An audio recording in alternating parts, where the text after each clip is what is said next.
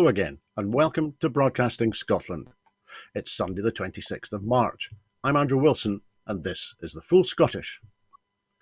This afternoon I have the latest daily update from Ukraine on day 396 of the illegal Russian war of aggression and imperial ambition.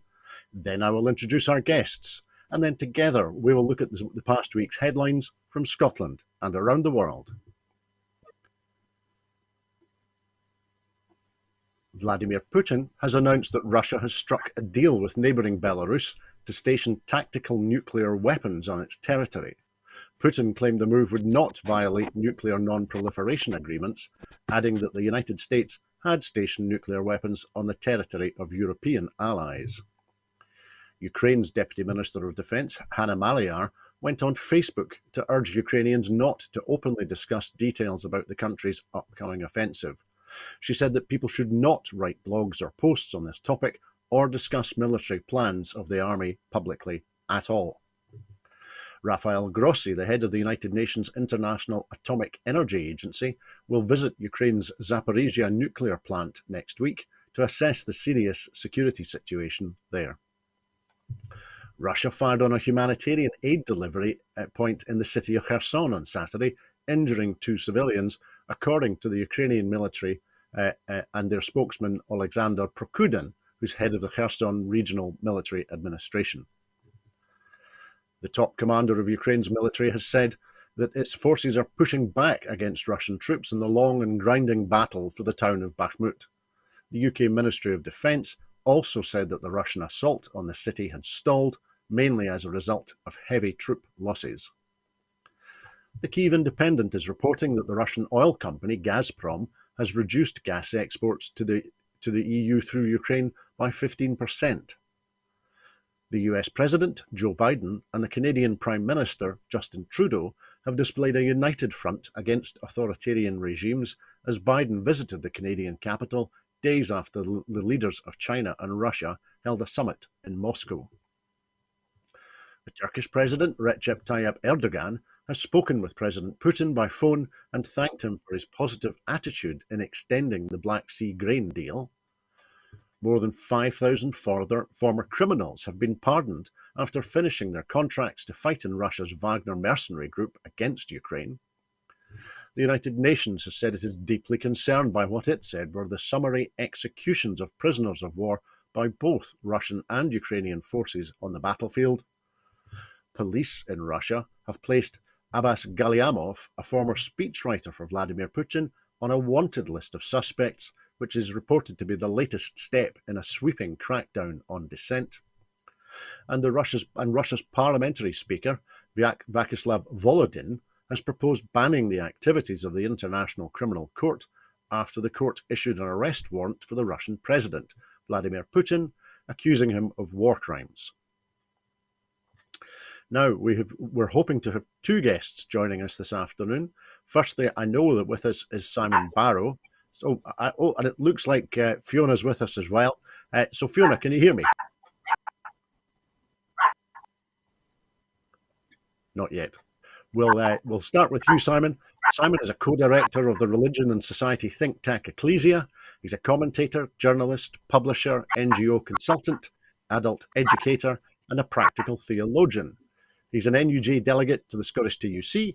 He's chair of the Scottish Football Supporters Association and is also on the board of Dumbarton Football Club Supporters Trust Providence Society. Simon, good afternoon. How are you? Good afternoon. I'm very well. There are quite a number of things in that introduction which aren't entirely true anymore, but I'm very happy to say yes. I'm director of Ekklesia, and I've just realised I've done 5 books in fact, on Scottish politics. So great to be with you. Well, that's grand. And actually, as in terms of your trade union activities, I noticed that it was yesterday in 1897 that the Scottish TUC first came into existence. So we've missed that anniversary, but it makes a point that it was 1897. Yeah, absolutely. And I mean, the STUC has an absolutely vital role these days. The trade union movement in Scotland is growing, and I'm one of those that's strongly involved in that, obviously. Absolutely. Thank you, Simon. Now, I hope that we're joined, but from Orkney, by Fiona Grahame. Fiona was born and raised in Edinburgh and educated there and in Dundee. She was a primary teacher in Edinburgh and then on Orkney, where she moved more than 30 years ago. She was also head teacher on Flotta, and she's now a freelance journalist and the editor of Orkney News. Fiona, good afternoon. How are you keeping?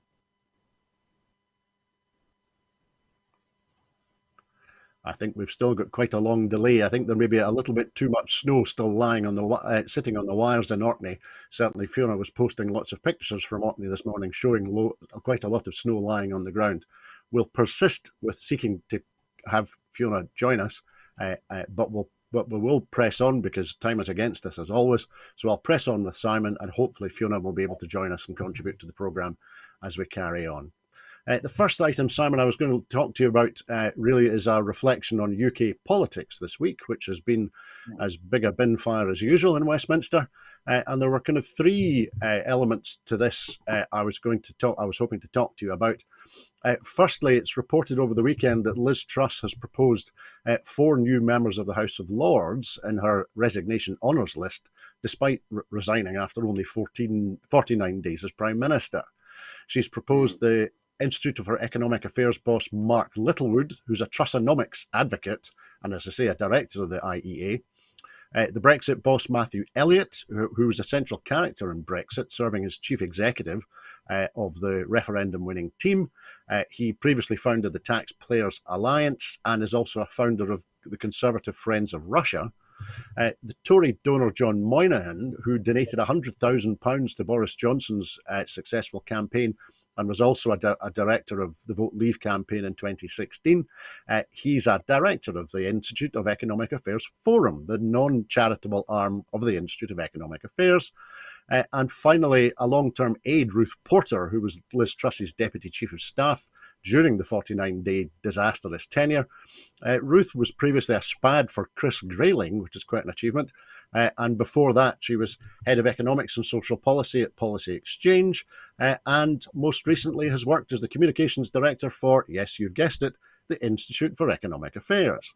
So, Simon, firstly, is Liz Truss simply the Member of Parliament for the Institute of Economic Affairs? And if yes, should we be worried about that?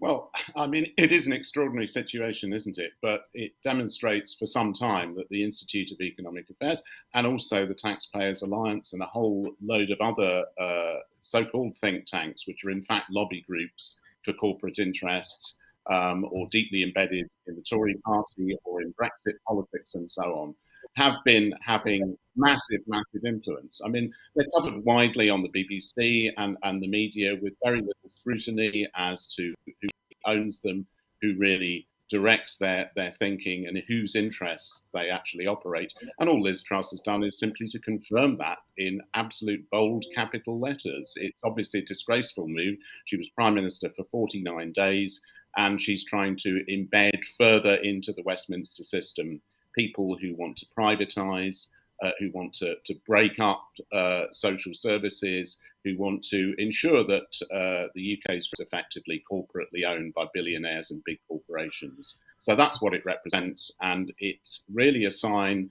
not just about the judgments that we can pass on her as Prime Minister, and she's actually looking to reward the people who advised her on how to crash the UK economy. It's utterly astonishing. But it shows the level of institutionalised corruption within her own party and within the government. I mean, this is all legal, but it's entirely inappropriate in a democracy, in a modern democracy.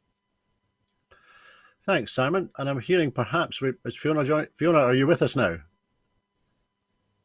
Nope, we're still got a big delay. That's not a problem. So yes, Simon. In terms of the apparent, no problem. I'm being told that we still have a bit of delay in the communication with Fiona. Fiona, are you able to respond? Somebody's barking, but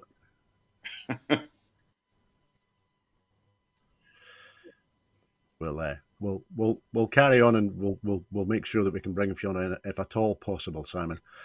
With regard to this latest reputation of the symbiosis between the Conservative Party and the Institute for Economic Affairs, and the apparent elevation of the Institute of Economic Affairs to be, I don't know if they'll sit as their own party in the House of Lords, but does this indicate that, is this another indication of the, and actually we'll talk about this a little bit more later on in the programme.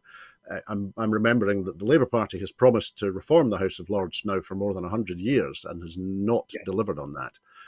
Is this evidence of the elevation of the IEA and its members? Is this just further evidence supporting the argument that the House of Lords either needs significantly reformed or scrapped? Well, yes, absolutely. I mean, I think it should be scrapped. And what it does is to confirm how embedded certain interests are within the Conservative Party and the Westminster government. So, in a sense, it doesn't tell us anything new, but obviously, it's a move which indicates that if those who are part of the right of the party can achieve it, they will gain even further control over government policy and over the future of these islands, and that's extremely dangerous. And that's the underlying issue which ought to be looked at, much as when we think about what's happened over the past week with Boris Johnson going before the Privileges Committee and so on. It's the underlying issues which need to be addressed, not just the fact that he appears to have a bit of a permanent problem with the truth. That's yes. It might be argued that Mr. Johnson and the truth are not that well acquainted, and I suppose that wouldn't come as a surprise to people. One angle on the reporting of the appearance of the former Prime Minister before the Privileges Committee during the week. Following up on that, the right-wing press this morning are carrying stories of what they're reporting as being the Tories' plans for the next election, in particular punishing people who break the law more severely. The Mail and the Express this morning saying that Rishi Sunak will pursue a crime blitz to woo red ball voters. These proposals include targeting young people who terrorise neighbourhoods with punishments for offenders, including washing police cars and cleaning up graffiti. The Mail on Sunday carries the same story, leading with a headline, "I will let victims say how to punish yobs." The newspaper reports that Mr. Sunak will give victims and local residents a say in how punishments for offenders are meted out, such as wearing shaming jumpsuits and ordering public repairs. So, Simon, I was wondering, given that both Rishi Sunak and Boris Johnson received fixed penalty notices for breaking the law during the lockdown, do you think is there much prospect of either of the pair of them appearing in what are described as shaming jumpsuits and cleaning up graffiti and washing police cars? Well, there's a suggestion for you. I think you probably know that the answer to that question is almost no chance whatsoever. But I mean, clearly, this is an attempt to create a populist agenda. Who is it that we can get sections of the public to blame for things that we don't like that are going on in the country? Oh, let's pick on young people being a bit unruly. Let's target and persecute desperate asylum seekers and refugees and make it out as if they are somehow causing huge damage to the country, which is absolute nonsense. It's about distraction, it's about scapegoating, often the most vulnerable people in society, and therefore it's about ignoring both the corruption that's going on within the system and within the governing party and their failure to address the real issues that are going to face us over the next 5, 10, 20 years. And of course, the cost of living crisis, which is still there, still punishing people. People are becoming poorer in a society which ought to be becoming, much richer. There are big issues around artificial intelligence, robotification, automation, which are going to transform the economy in the next 20 or 30 years. The question, of course, is who will own those changes, who will benefit from them, and so on. There are really big issues to talk about in the immediate term and in the long term, and instead, the right-wing press, which is owned by a handful of billionaires and corporations, remember, and is in bed with the Conservative Party in many respects, is seeking this great distraction campaign, and it's all part of the attempt, really, to see if Rishi Sunak can catch up with Starmer and reverse the massive damage that the Conservative Party has done to itself in recent months and years. Absolutely, Simon. Now we're persisting with Fiona in Orkney. Fiona, can you hear me?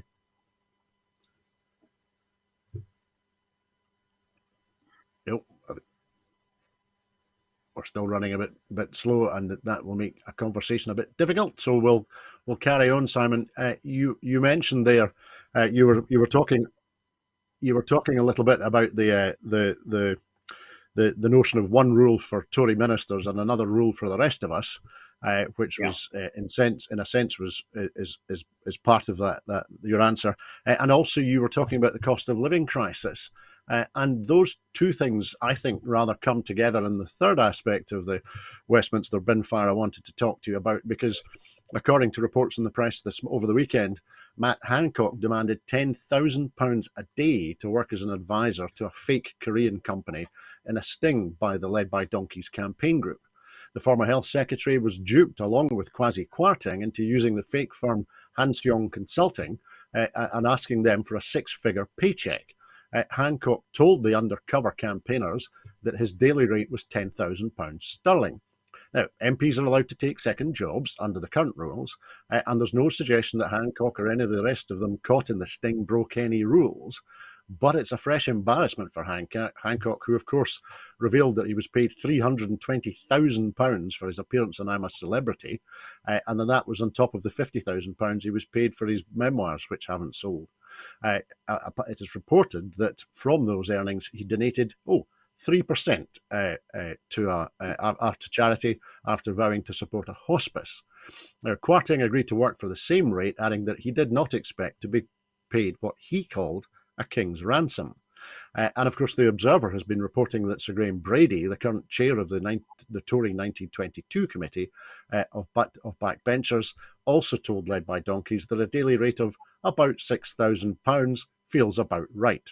So in terms of this level of income and this approach to second jobs, is this further evidence, Simon, of there being one rule for Tory ministers and another rule for the rest of us?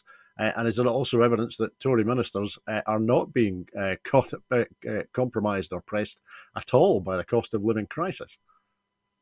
Well, it clearly is all of those things. It's particularly predominant within the Conservative Party, but we need to look across the House of Commons as well. There are others who have business interests, directorships, second, sometimes even third jobs, and so on. The entire system needs to be changed so that that isn't the case. I mean, it would be great if the House of Commons had people in whose working experience was in manual work and in office work and the things that ordinary people do, rather than getting paid vast amounts of money for consultancies tied to companies whose only interest is making more and more money for themselves. I mean, the amount of money that Matt Hancock is asking for that he'll get for a few days' work is more than I earn in a year, for example. So, again, it betokens something deeply wrong with the system. And it ties back also to Boris Johnson's appearance before the Privileges Committee, because rightly the focus has been on, whether he lied, whether he misled Parliament and so on. But there are other issues to do with what happened during the pandemic, which are still being really ignored. £38 billion worth of money spent on PPE and other COVID-related equipment. We still don't know where huge chunks of that went.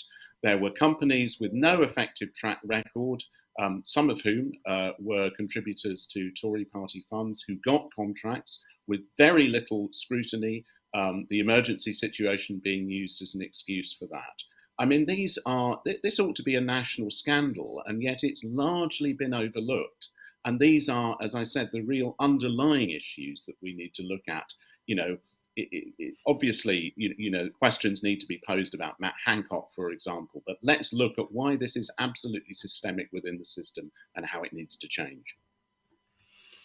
Thank you, Simon. Both a great analysis there, both on the particular examples we've been looking at this week, but also on the wider, broader sweep of the situation that we as currently part of the United Kingdom find ourselves in, and in particular with regard to Westminster. But let's move on a little bit now, because we've been rather blessed this week.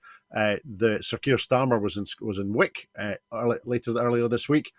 He was visiting along with Anna Sarwar and Colin Smith, who's the Scottish Labour Party spokesperson on energy. And so far as I've seen from the reporting, for once they weren't being followed by somebody playing the Star Wars Imperial Death March.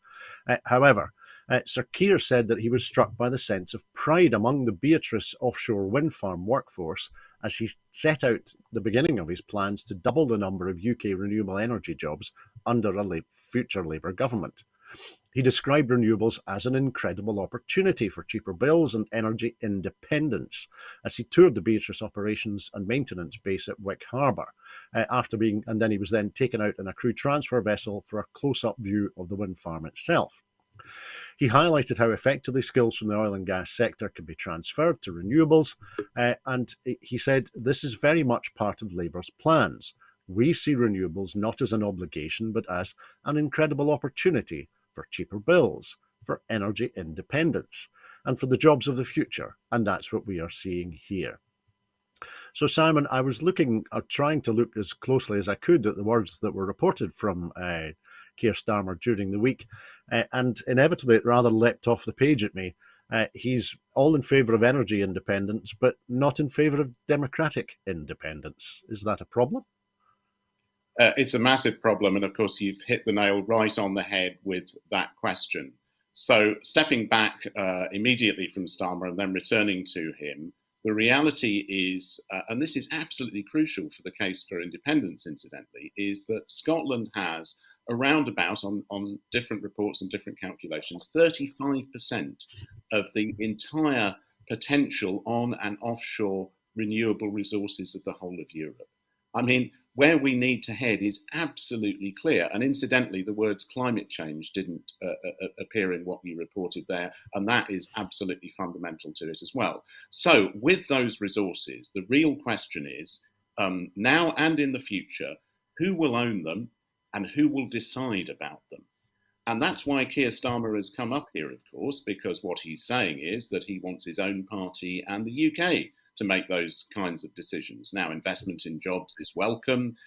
Support for wind farms makes a refreshing change from the kind of NIMBYism that we often see. But is there really a sustained industrial and green strategy that will benefit Scotland's future? We know what happened to oil.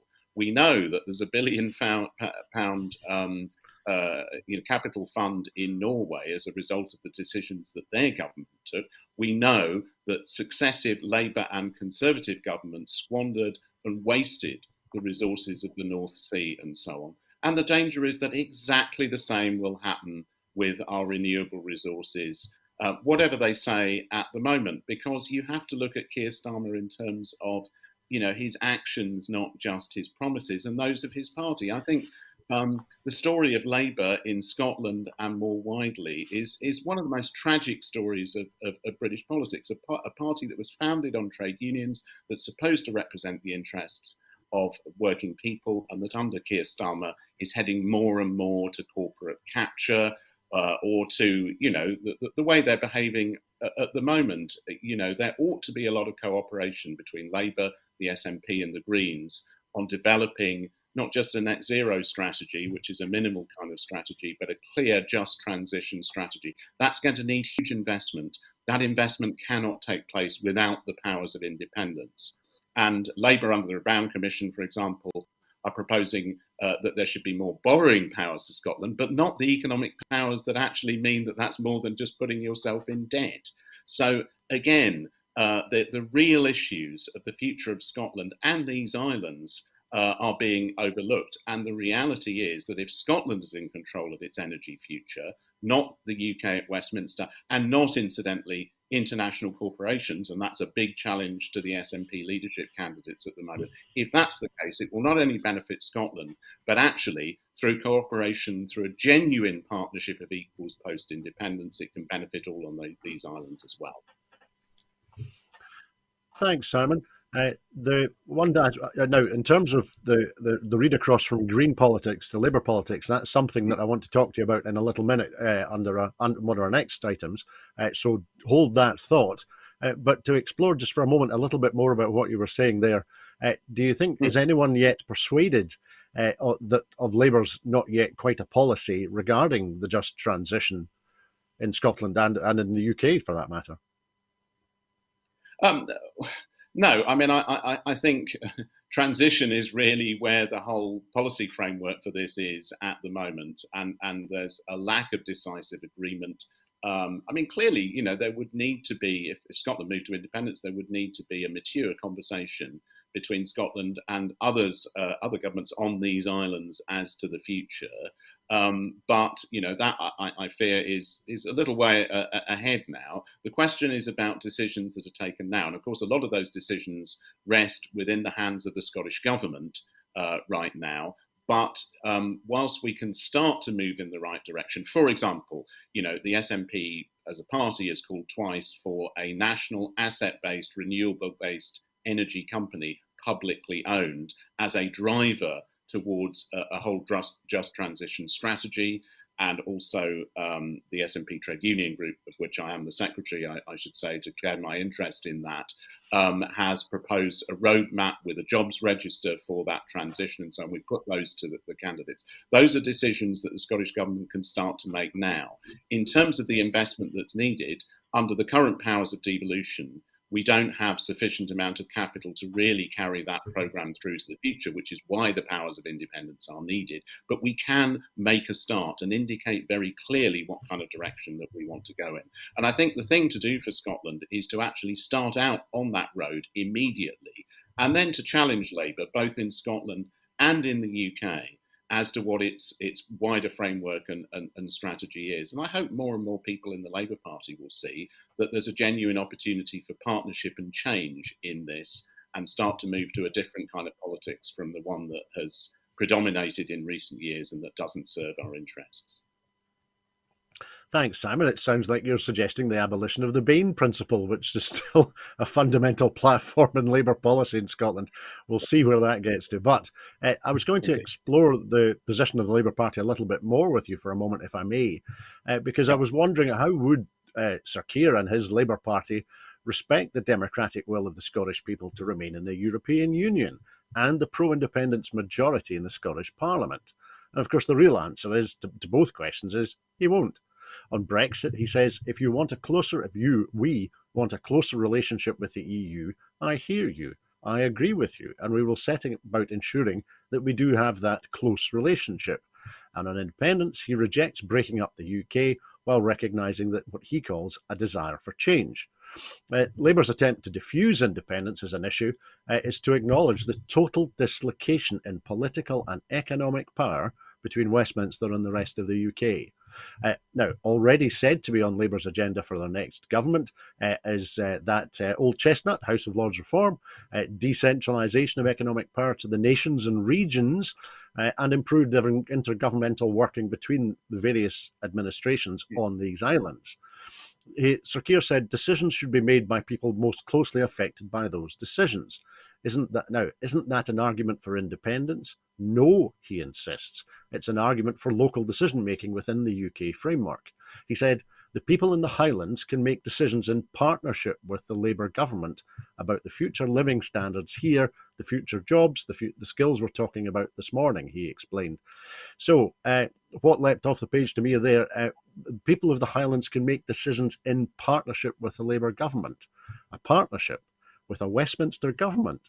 Is that not rather like the partnership you get with Alan Sugar when you win The Apprentice? Pretty much all pain and certainly no gain. Well, first of all, it's good that the Highlands come into focus here. Really sad that Fiona can't join us. Perhaps that indicates a joined-up strategy for communications technology in the future is something that's necessary as well, not leaving us just with two blokes talking here. So sorry about that, viewers, but Broadcasting Scotland have done their best, I know.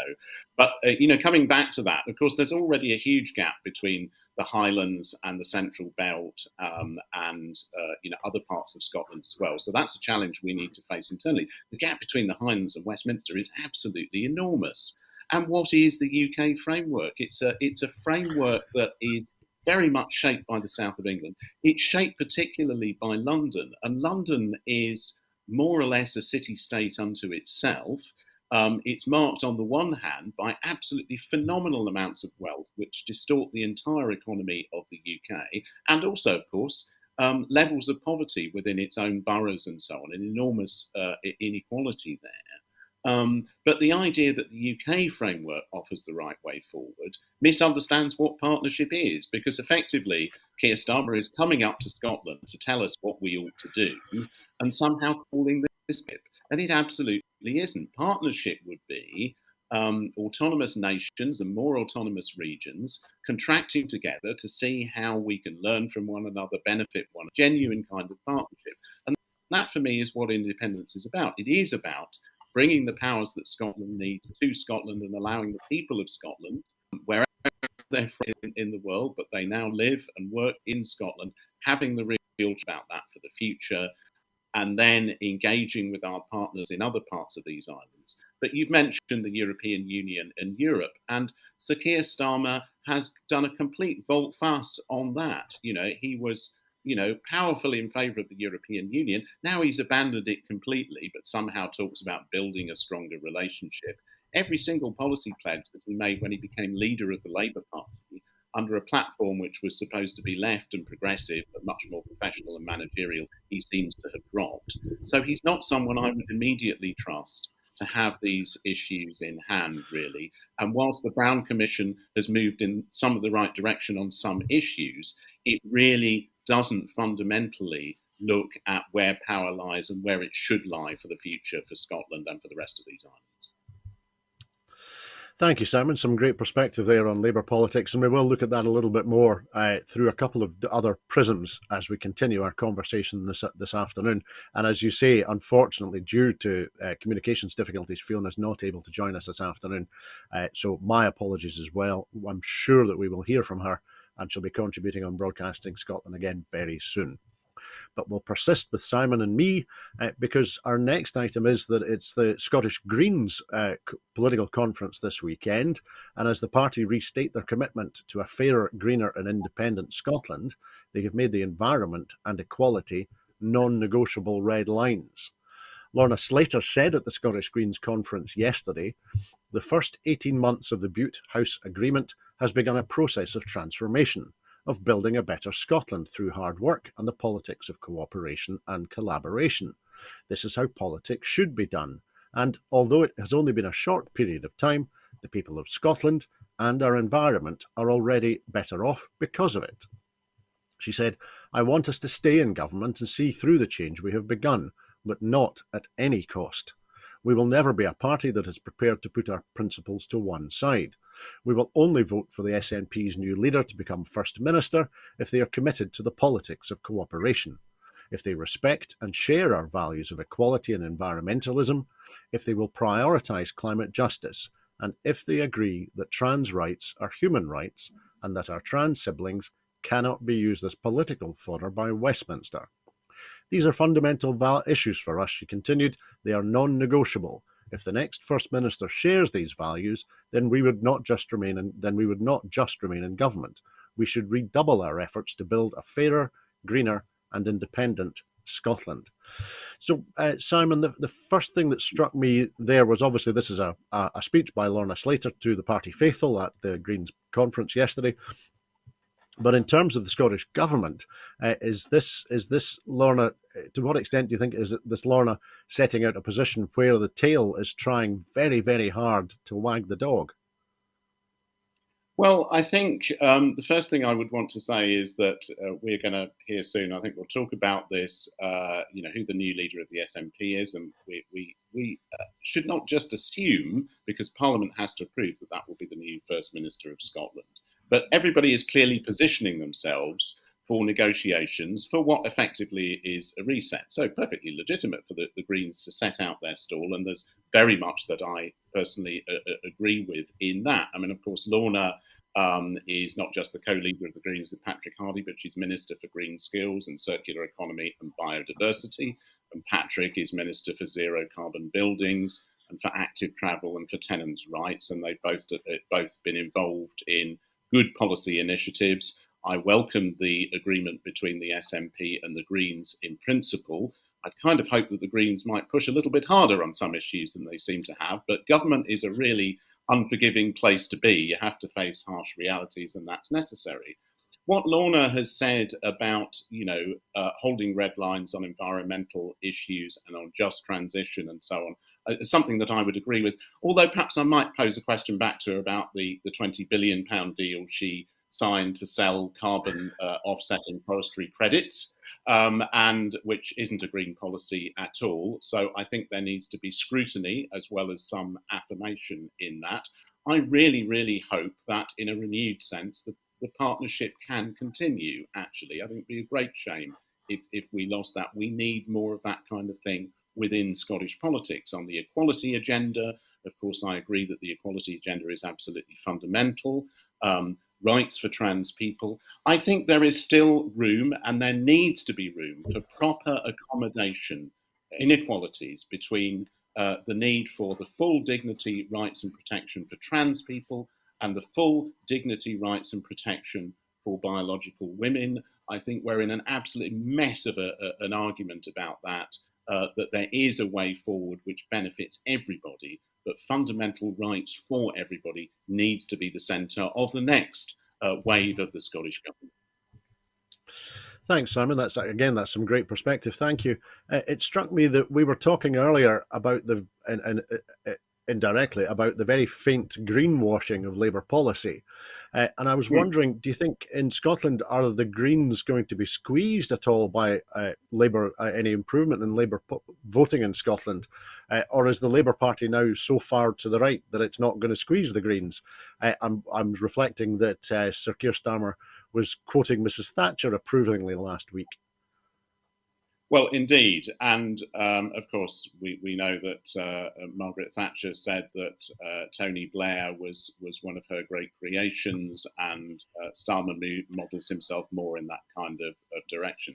Actually, in spite of the catastrophe of Iraq and other huge mistakes like public-private partnerships, PFI, etc., under Gordon Brown, the Blair government did actually achieve quite a lot of things and seemed to me a little bit more bold than Starmer is being at the moment. But clearly, as far as the Greens are concerned, I mean, Jeremy Corbyn was a big problem for them because, Labour at that point started to move very much into their policy territory. Starmer is not going to do that in a way that's any kind of threat. There's plenty of room for the Greens to manoeuvre, as there should be plenty of room for the Greens to press very hard within the Scottish Government as well.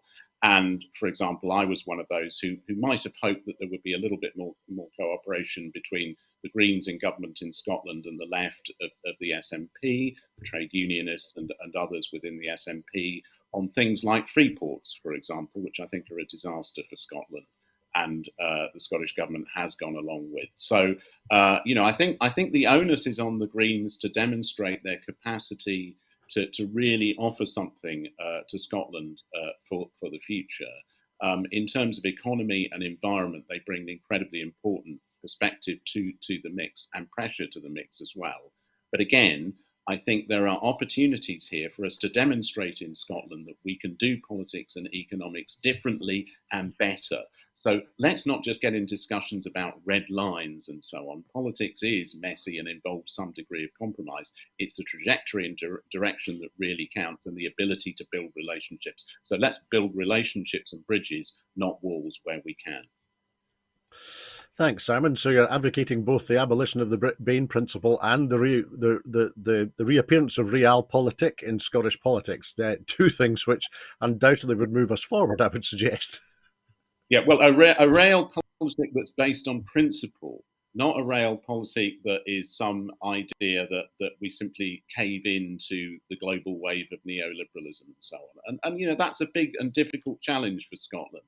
It has limitations definitely within the UK system, but it would also have limitations within the European and world system. That's something that all governments face. But I think actually by bringing the best of what we've got together, we can really make a difference and push in a different direction. That's really what I want to see.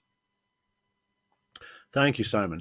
Now, we will spend the rest of the programme looking at Scottish politics and the SNP in particular, and we'll do that in two ways, if that's okay. Firstly, of course, on Thursday, it was Nicola Sturgeon's 286th and final First Minister's questions, and whilst she continued to be more than a match for her opponents, there was a sense perhaps that the occasion lacked respect, with Douglas Ross, as usual, being particularly graceless. As Kirsty Strickland put it in The National, Whatever else Miss Sturgeon has achieved, her deadly skill at the weekly question and answer session is beyond doubt. She was always quick on her feet and not easily flustered. You got the sense that she was probably enjoying the weekly grilling more than most leaders do. Before FMQs got underway, there was a hopeful sentiment from Sturgeon's allies and some opponents that, given its historic nature, this final FMQs for the outgoing First Minister would be one characterised by grace and good wishes. To quote Kirsty Strickland, Douglas Ross heard those pleas and thought, fuck that for a laugh. No doubt feeling emboldened by the First Minister's imminent departure, Ross decided to test the patience of the presiding officer and accused the SNP of lying. When the presiding officer attempted to remind him of the rules of the chamber, thou shalt not accuse other members of being sleekit, he doubled down, repeating the banned term. And at that point, the session descended into farce.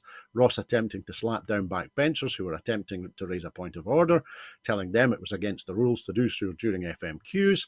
But of course, at this point, Nicola Sturgeon was smiling serenely, no doubt imagining the large glass of Merlot she was planning to pour as soon as she put on her out-of-office message for the last time. With the exchanges continuing between the two leaders with increasing ferocity, Nicola Sturgeon defended her government's priorities and laid into the Scottish Tory leader for good measure. On the issue of priorities, let me point out I am not the member of this Parliament that missed a veterans event to referee a football match. I'm not accountable to the House of Commons. I'm accountable to this Parliament. And of course, an Ipsos poll published on Thursday showed that as she leaves office, Ms Sturgeon enjoys the highest approval rating of any political leader in Scotland, which is not a bad shift, all things considered. So, Simon, firstly, do you think in his approach to the First Minister's final FMQs on Thursday, do you think did Douglas Ross get his approach right or not, or does it much matter? Well, I mean, I suppose you could ask, who did he think he was appealing to in taking this, very rude, disrespectful, arrogant kind of stance? I mean, honestly, did he think he was appealing to the wider electorate in Scotland? Even Tory voters. I might fundamentally disagree with Tory voters on a whole range of issues, but they're not all sort of, brutal people who behave like this in everyday life. There was something almost fractionally Trumpian about this kind of approach to politics. So it seems to me to be entirely counterproductive. But what it does illustrate, of course, is that since the SNP has been in government by itself or with others since 2007, one of the reasons it's continued to win elections is that the opposition has been so poor, really, incredibly poor. Both Labour and the Tories and the Lib Dems in different ways. And all that Douglas Ross achieved was, putting that into headlines, really. I mean, at the moment, probably peak Tory in Scotland is around 30-35%, etc. So, if the Tories want to move forward in Scotland, they're going to have to win more people over. This is the last thing that will win many people over, I would have thought. Maybe they have a different strategic judgment to that. But I just thought at a human level, it was pretty disgraceful and distasteful, really. And what more can you say?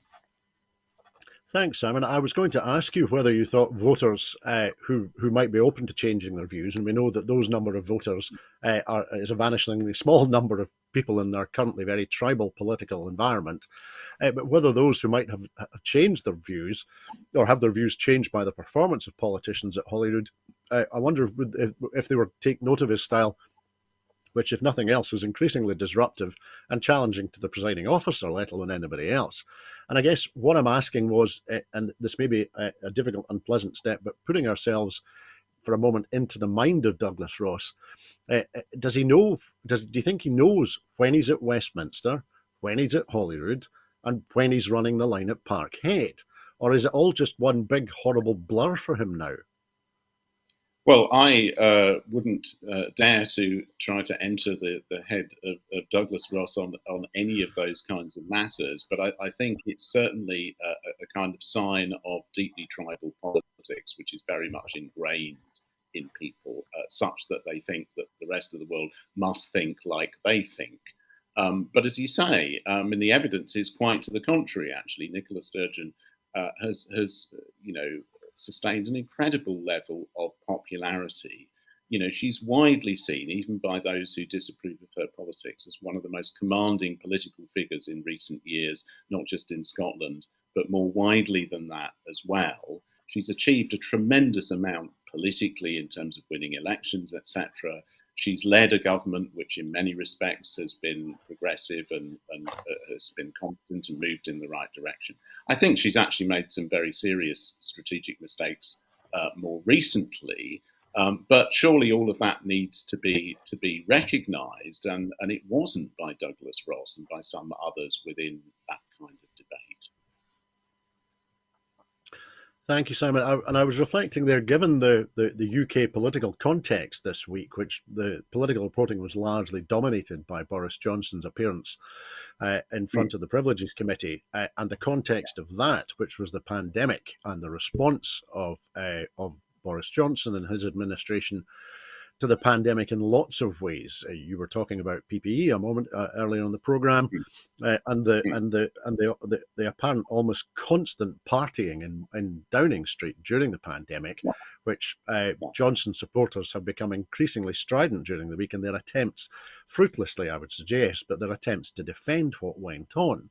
I was just wondering, that of course was in rather sharp contrast to the manner and the approach that was taken to the pandemic in St Andrew's House and in Holyrood, with an approach, a communication approach that was in stark contrast to Johnson's, and also an approach to following the rules and abiding by the law, which again was in sharp contrast. So do you think does that give us any insight into what was driving Douglas Ross's pitiful performance at First Minister's questions on Thursday? Is it that he's so triggered by the contrast between the performance of the First Minister in Scotland and his own boss Boris Johnson that he struggles to handle it and struggles to do anything other than just shout and stamp his feet? Well, that's an interesting point to raise. I mean, clearly, part of the continuing popularity of Nicola Sturgeon is that for the vast majority of people, she discharged herself with considerable professionalism, humanity, dignity, and respect during the pandemic. I mean, I have friends down south who said that they gave up watching the Westminster briefings and instead watched the ones in Scotland.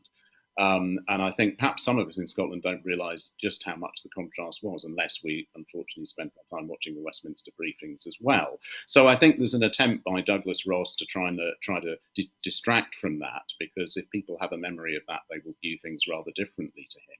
The other thing that he's obviously doing, I mean, we talked about the electorate. I don't think he's really appealing to the electorate. He's appealing to the right-wing tabloids and to the billionaire-dominated press, really, who he thinks will put what he says on their front pages and in their reporting and so on. And that will have an influence on people because it will be presented as, what he's saying is the truth of the situation, etc. So people won't perhaps personally witness his rudeness and the inappropriateness of his behaviour at a human level, but will sort of see it transmitted in message terms by the conduits of the Tory party and the media. I imagine if there's a strategy there, that's what it is, really. Thanks, Simon. And we'll move on now because obviously tomorrow a new leader of the Scottish National Party is expected to be announced at 2 p.m. And so this is our final chance probably to speculate wildly about who will win and what will be the consequences. Now, I'm remembering that our good friend and contributor William Dogood from the Perth and Kinross Yes Hub told the National that election campaigns tend to be somewhat fiery, but it's been uncomfortable to watch this one, watching the arguments adopted by the candidates and the organisational difficulties and resignations in the SNP feed into Douglas Ross's attack lines at Holyrood, and that's been very difficult, William says. At a local level, the frustration of ordinary Yes activists, whether they're SNP members or not, has been palpable. William went on, it's time for the disruption, none of which has helped the Yes campaign in the slightest, to stop. The big issues that existed are still there for the new First Minister to tackle, and the reaction to Westminster's increasing tendency to interfere in Scotland will be very important. So, firstly, Simon, thinking of the three candidates to lead the SNP, which of the three candidates do you think would be best able to do what William Dogood very sensibly suggests?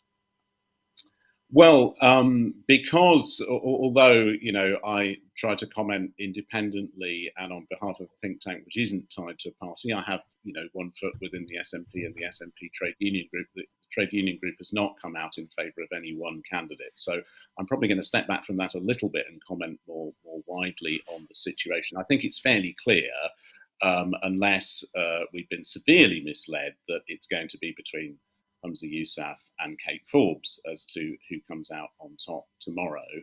Humza has been portrayed by many in the media and within the party as the continuity candidate, etc.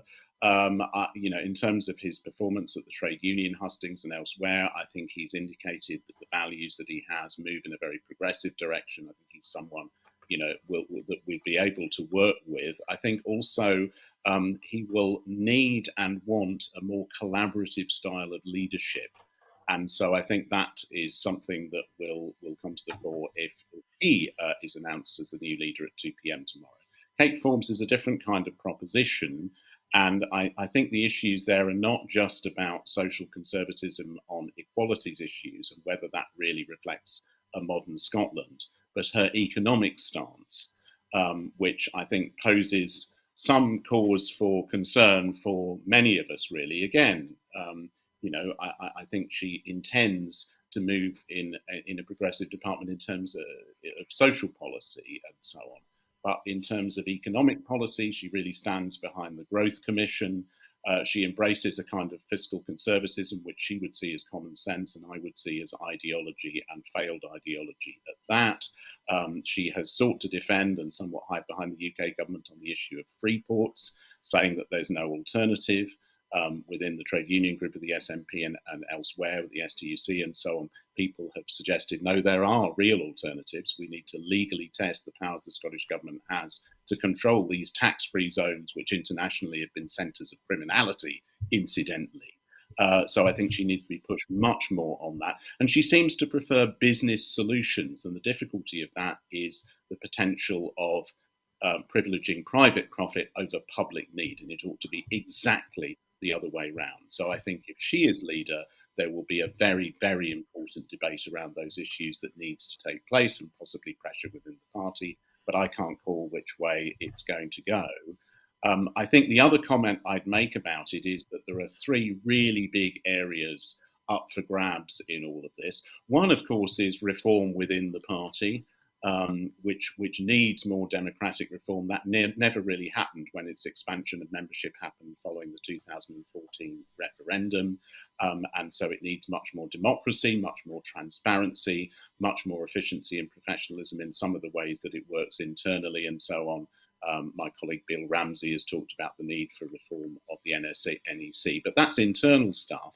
Externally, it's going to be about a new vision and a new offer for the people of Scotland, starting with what the SNP can do in government, perhaps moving closer to party policy, being much bolder around things like tax and so on, showing how powers can be used to change and transform Scotland, but being honest about the limits of devolution. I would like to see, every time the Scottish Government puts forward a budget, I would like to see a parallel budget showing what could be done with the powers of independence and how very often all we do is ameliorate the worst of UK and Westminster imposed policy. So that's another area.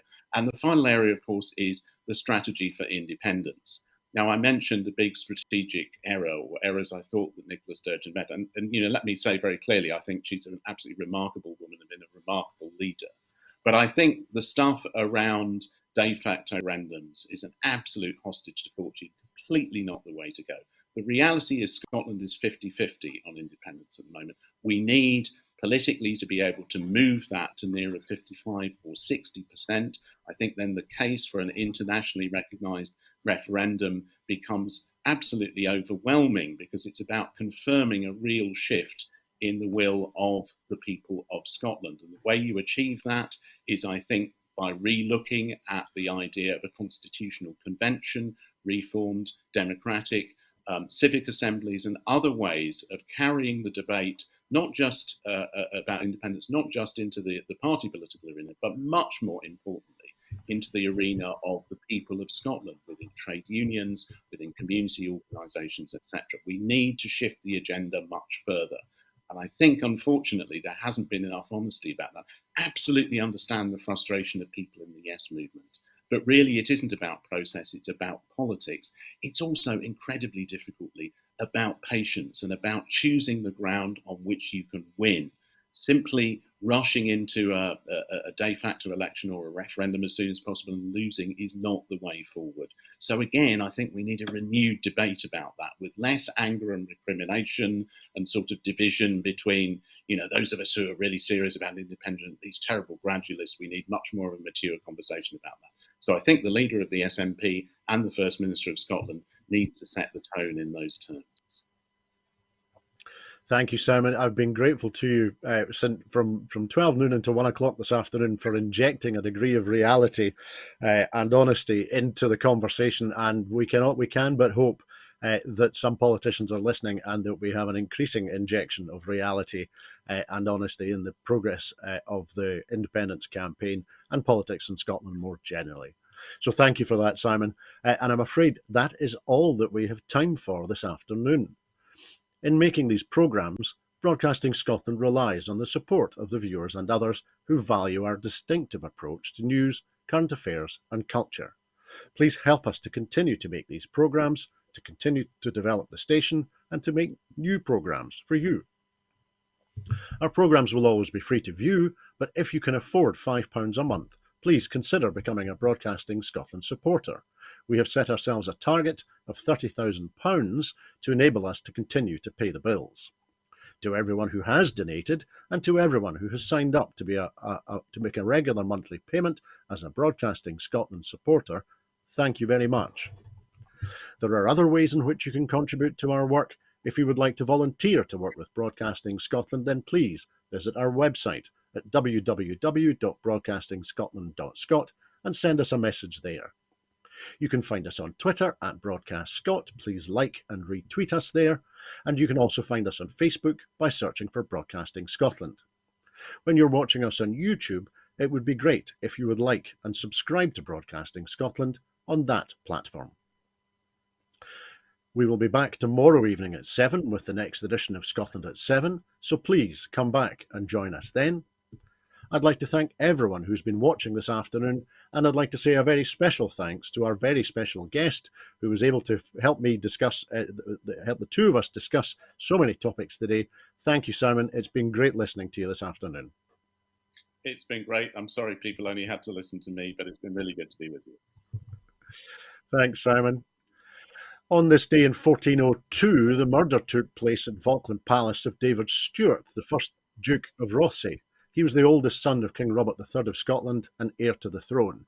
He was killed in the order of his uncles, Robert Stewart, the first Duke of Albany. I hope that you have a very peaceful rest of your weekend.